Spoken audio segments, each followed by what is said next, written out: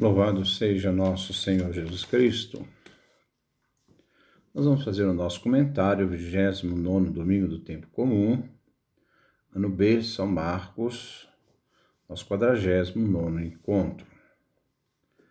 O segmento de Jesus exige a renúncia de nós mesmos, isto é, renunciar em razão de Jesus e do Evangelho. Causa da vida de Jesus, a missão que ele recebeu do Pai. E nos fez participantes dessa missão.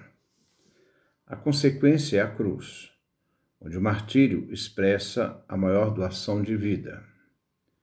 Aquele que entregar sua vida, e não há amor maior do que dar vida pelos amigos. Marcos capítulo 8, versículo 34 e 35, João capítulo 15, versículo 13.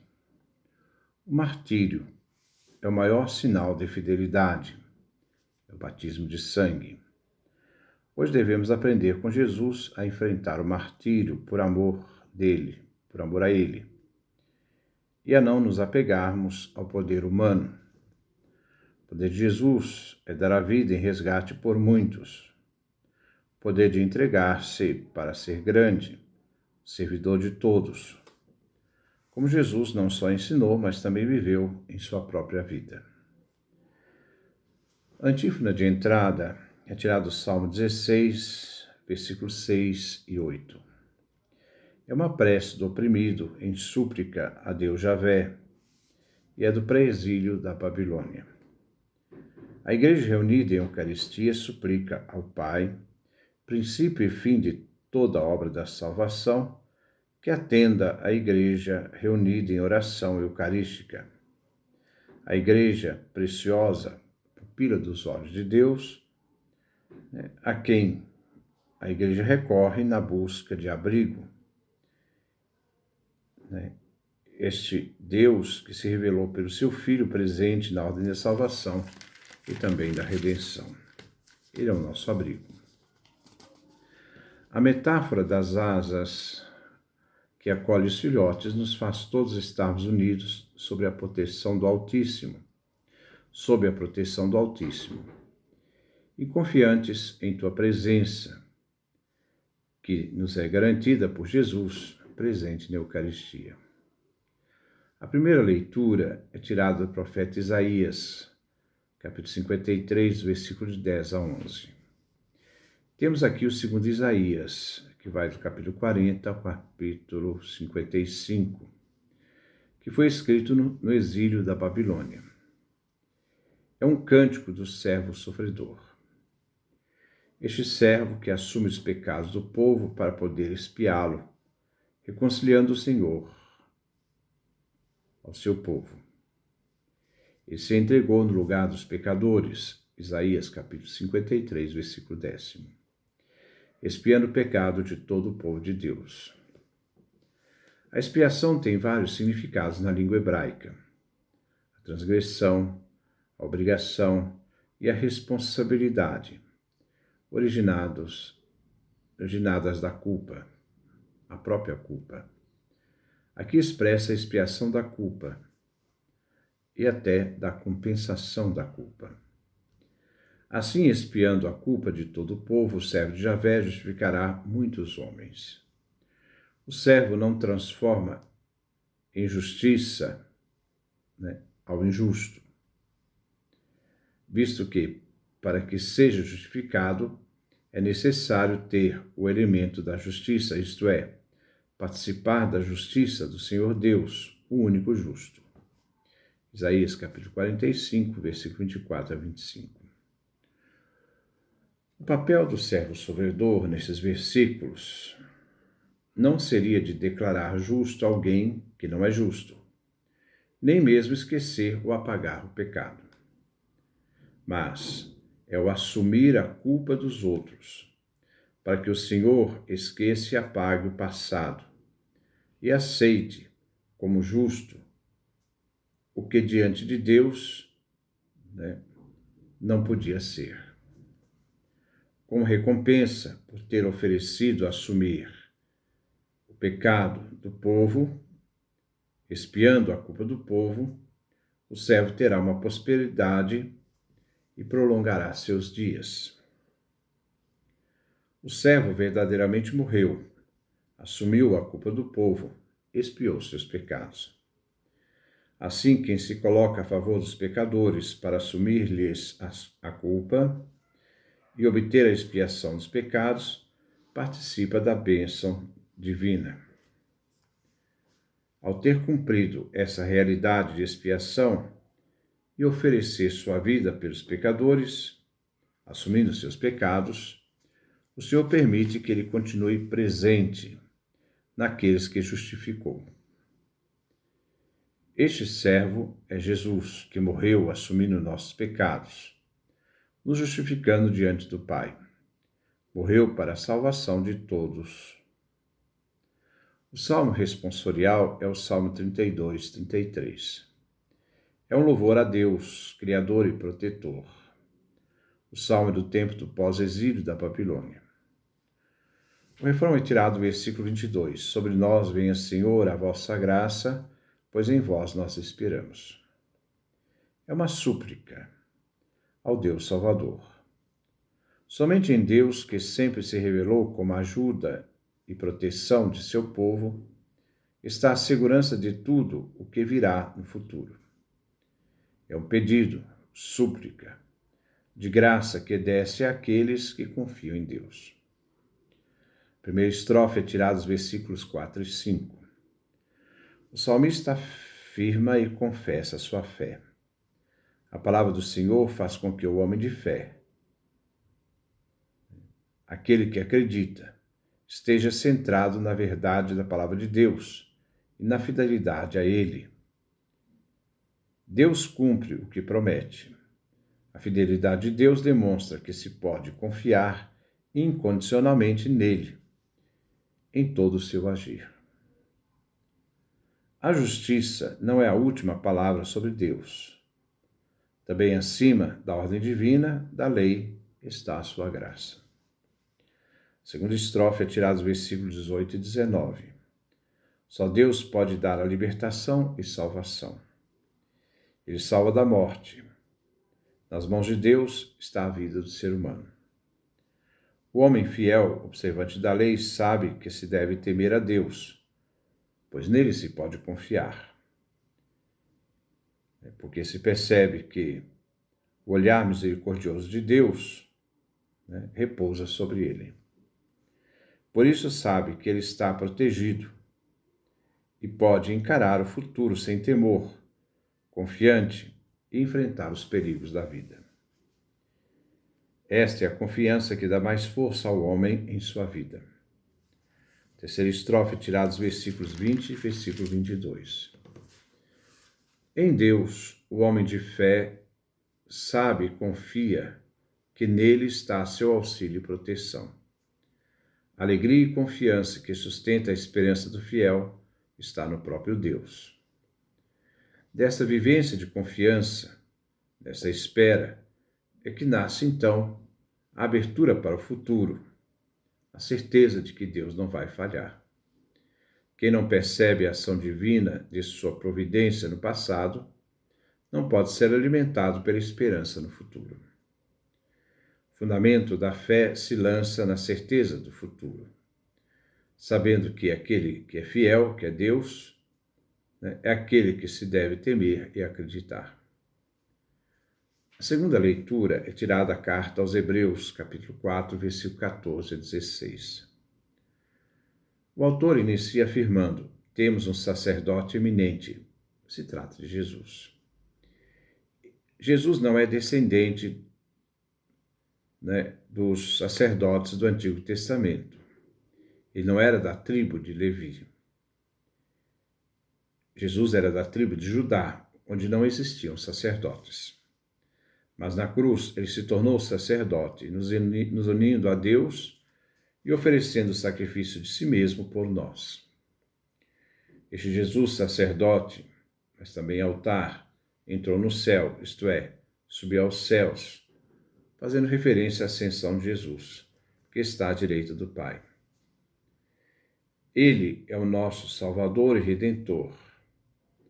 Ele que é homem, filho de Davi, filho de Adão e filho de Deus. Tendo este sumo sacerdote, que nos deu sua vida por nós somos chamados a nunca duvidar, porque a dúvida enfraquece e torna o ser humano vulnerável, fraco na fé. Então, temos esse sumo sacerdote e somos chamados a nunca duvidar dele. Devemos permanecer firmes na fé que professamos. Este Jesus, sumo sacerdote, é capaz de compadecer de nossas fraquezas, pois ele mesmo foi provado em tudo. Ele assumiu nossa humanidade, se fez um de nós, uniu-se a nós. Na natureza humana se tornou filho de Adão, participou conosco da nossa condição humana. E como humano, foi provado em tudo. Foi tentado, sentiu sede, chorou, a incredulidade do povo, etc. Mas ele não pecou. Ele não tinha pecado. Ao nascer da terra, isto é, da Virgem Maria, foi concebido sem pecado original. Mas na cruz ele assumiu nossos pecados, a primeira leitura. Se fez pecado para redimir nossos pecados e nos justificar junto a Deus no mistério da cruz. O convite do autor da carta aos Hebreus a nos aproximar com confiança do trono da graça é que nos faz capaz de conseguirmos a misericórdia, de alcançarmos a graça de um auxílio no momento oportuno. O convite é de total confiança ao Pai, que nos deu Jesus Cristo, sumo sacerdote, que não tendo pecado, se fez pecado e nos redimiu, nos justificando junto do Pai, nos cumulando de graças. Confiantes, entreguemos nossa vida a Jesus. O Evangelho é tirado de São Marcos, capítulo 10, versículo 35 a 45. Tiago e João formam parte do primeiro grupo dos 4 seguidores de Jesus: Pedro, André, Tiago e João. Chegando o momento decisivo, depois de os discípulos terem ouvido Jesus falar do dinheiro e a entrega da vida, Marcos capítulo 10, versículo 17 a 33, quer agora Tiago e João inverter o caminho proposto por Jesus. Jesus fala de entregar a vida. Eles desejam e planejam tomar o poder. Mas não é só de Tiago e João, os outros 10 pensam a mesma coisa. Eles atuam como representantes egoístas de um grupo que deveria participar com Jesus numa missão. Agora, essa missão corre o risco de despedaçar em razão do egoísmo dos apóstolos. Tiago e João querem se elevar acima dos outros 10, fracassando assim a intenção de Jesus de ter um grupo coeso e unido em missão. À medida que Jesus vai interpretando seu caminho como entrega, seus discípulos discipulam e rompem com a unidade do grupo. Já não há mais 12, mas cada um luta para ter a sua parte de poder. Jesus elegeu os 12 para que fossem sinal de um poder oposto ao poder das autoridades judaicas e romanas. O poder de Jesus é dar a vida. Os 12 preferem a busca do poder deste mundo. Assim pensando, pedem a Jesus um lugar à direita ou à esquerda. Esquema dos antigos poderes mundanos. Os outros 10 se sentem discriminados. Jesus não nega o que eles pedem, porque se agisse assim, com argumento de poder, ele estaria usando a força deste mundo. Ele afirma que o pedido deles não tem sentido. Eles não sabem o que estão pedindo. Tiago e João seguiram a Jesus e não entenderam o que significa o reino de Deus e, assim, não acolheram o projeto de Jesus. Quando Jesus fala de um cálice depois do trono na glória. O cálice do discipulado, o batismo de sangue, é uma exigência para seguir Jesus. Tiago e João pedem o trono, mas Jesus só pode oferecer-lhes o seu próprio gesto de entrega na cruz, assegurando-os que, apesar da ambição de poder deles, eles acabariam sendo fiéis a esta tarefa messiânica. Vós bebereis o cálice que eu devo beber, sereis batizados com o batismo com que devo ser batizado. O trono do discipulado, pela entrega da vida de Jesus, coloca nas mãos do Pai Eterno a responsabilidade de indicar quem vai ficar à direita ou à esquerda. A mesma coisa irão passar os discípulos, porque sentar à direita ou à esquerda não é coisa que Jesus concede, mas é para aqueles que foi reservado. Jesus entrega a glória dos seus nas mãos de Deus Pai. Esta união do cálice do batismo e do trono de entrega da vida com Cristo é a herança do reino e constitui o centro do apostolado. A questão de Tiago e João é também nos outros 10, já falei. Por isso os 10 indignaram-se com eles, iniciando no meio deles uma disputa de poder. Se a igreja se deixa levar pelo poder, ela se autodestrói. Agora Jesus instrui os 12. Primeiro, Jesus se definiu como servo, diácono. Ele não veio para ser servido, mas para servir. A lógica do reino não é a lógica do mundo. Ele veio para dar a vida para a redenção, resgate de muitos. Segundo, Jesus define seus discípulos, os 12, como servidores, como os menores, fazendo-se os últimos, os servidores de todos. Marcos capítulo 9, versículo 35. A principal tarefa da igreja é servir. Terceiro, os discípulos são servidores e não devem, em nenhum momento, fundar suas vidas no poder. Seria uma inversão do segmento de Jesus. Eles devem ser servidores, escravos de todos. Quarto, a tarefa e missão dos servos. Essa missão Jesus confiou a cada discípulo. Mais que um ministro servidor separado, o servir na igreja é uma atitude. É o servir que dá poder ao ministro, não o poder em si. O discípulo, ministro, não deve se converter em senhor, porque ele deve servir a todos.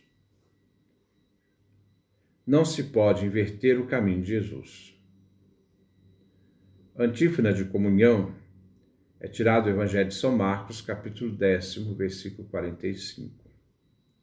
A igreja comungante prepara para receber Jesus na Eucaristia e afirma, cantando: o Filho do Homem veio para dar a sua vida como resgate, redenção para muitos.